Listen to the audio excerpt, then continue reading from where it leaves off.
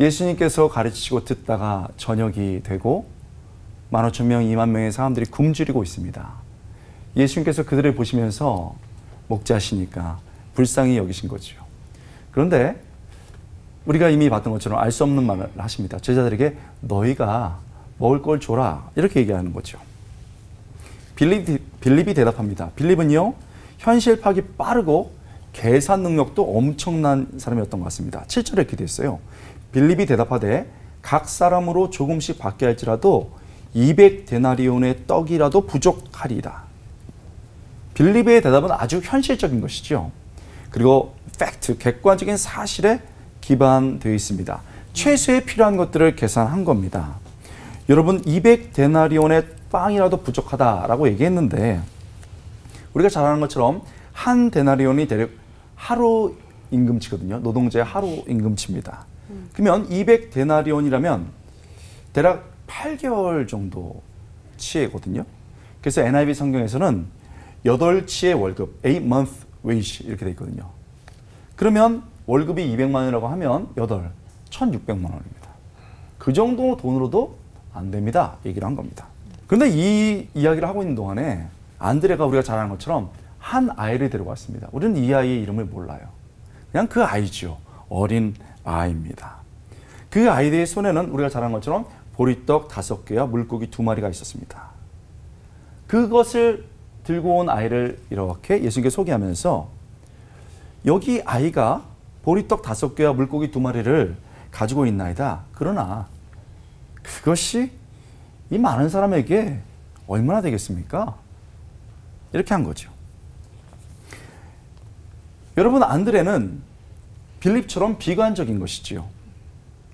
그래서 이 현실 속에서 이 아이의 것으로는 도저히 이 현실을 이길 수 없습니다. 이렇게 얘기한 겁니다. 이 말이 틀린 건 아닙니다. 사실 아이의 손에 들린 것은 소박한 서민의 음식이고 아이가 한번 먹으면 끝나는 것이요. 왜 그렇습니까? 보리떡은 당시 가난한 사람들이 먹는 평범한 음식이었습니다. 부자들은 밀떡을 먹거든요. 밀빵을 먹고. 그러니까 이 아이는 너무 가난한 아이죠. 물고기는 말린 겁니다. 그래서 그냥 짭짤하게 먹는 작은 겁니다.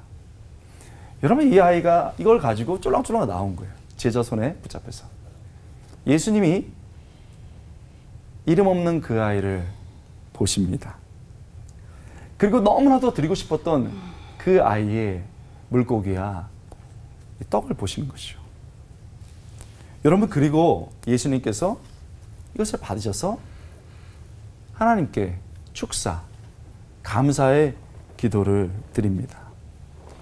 그리고 우리가 아는 것처럼 그때 그 아이의 물고기와 떡을 통해서 하나님의 역사가 일어난 겁니다. 마음껏 먹고 우리가 말한 것처럼 많은 광주리에 오히려 남는 것들이 있었습니다. 어떻게 이 사람들을 먹이겠느냐? 제자들에게 물으셨던 예수님께서 오늘 우리에게 묻습니다. 그러면 우리는 당시의 빌립처럼 현실의 빌립이 돼서 주님, 제가 현실 파악해 봤거든요. 계산기 해봤습니다. 안 됩니다. 라고 쉽게 현실에 빠져서 포기해 버립니다. 아니면 안들레처럼 이거 별거 안 돼요. 이거 갖고는 안 됩니다. 라고 비판적이 되는 것이죠. 하나님은 예수님의 이 사건을 통해서 메시아이심을, 예수님의 메시아이심을 드러냈습니다. 그러나 이 메시아의 사건 중앙에 이름 모를 그 아이, 아무것도 없어서 그저 소박한 음식을 들고 왔던 그 아이를 예수님이 사용하셨고, 그 아이를 보시고 그 아이를 통해서 자신의 역사를 이루었습니다. 세상에 우리의 이름을 모른다고, 작은 아이 같다고, 너 그거 갖고 되겠어? 라고 말하고 있나요? 주님, 내가 가진 것은 이거밖에 없어요. 나는 작은 자입니다.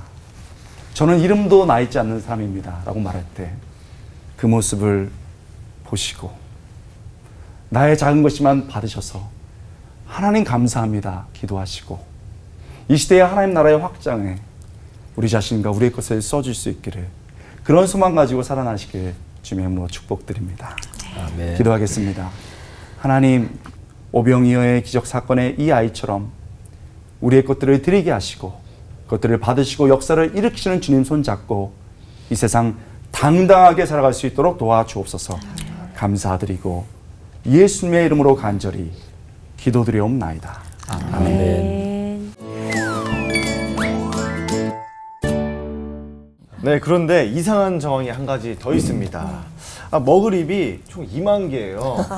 그리고 예수님 손에는 어린이 한 명 분량의 음식만 있습니다.